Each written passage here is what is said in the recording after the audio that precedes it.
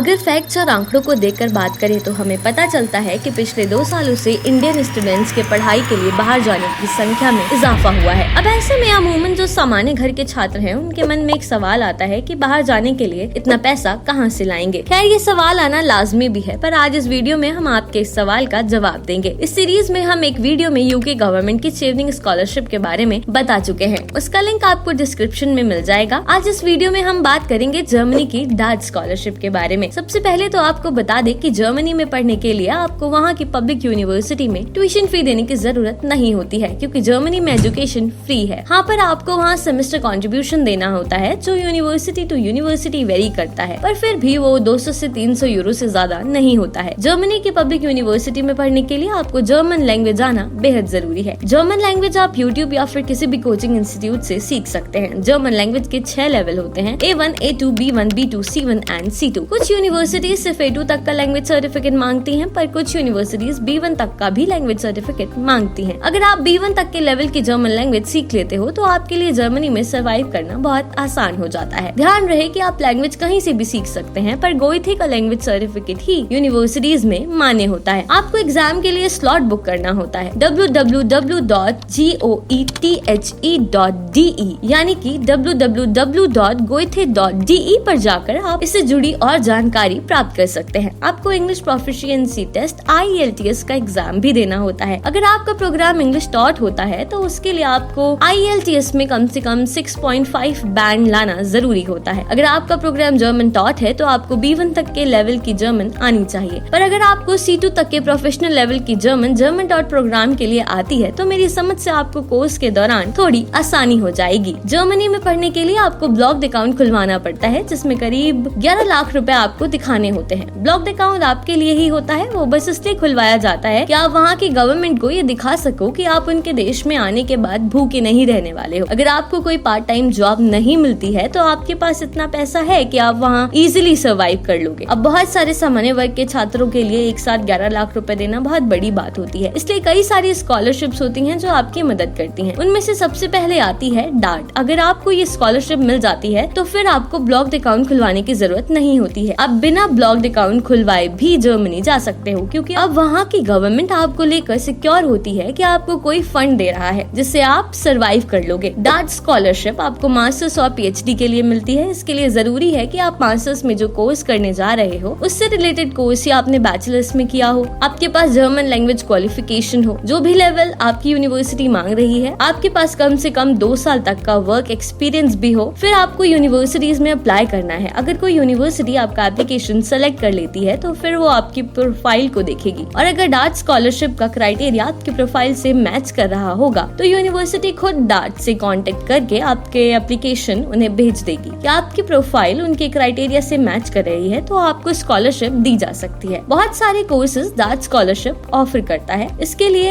Application जुलाई की तरफ निकलते हैं और अक्टूबर में खत्म हो जाते हैं। डार्ट एक फुली फंडेड स्कॉलरशिप है जो जर्मन गवर्नमेंट की स्कॉलरशिप है। ये media studies, medicine and public health, social science, education and law और भी कई सारी फील्ड्स के लिए दी जाती है। डार्ट से जुड़ी अन्य जानकारियों के लिए आप उनकी आधिकारिक वेबसाइट www.dart.in पर जाकर ले सकते हैं।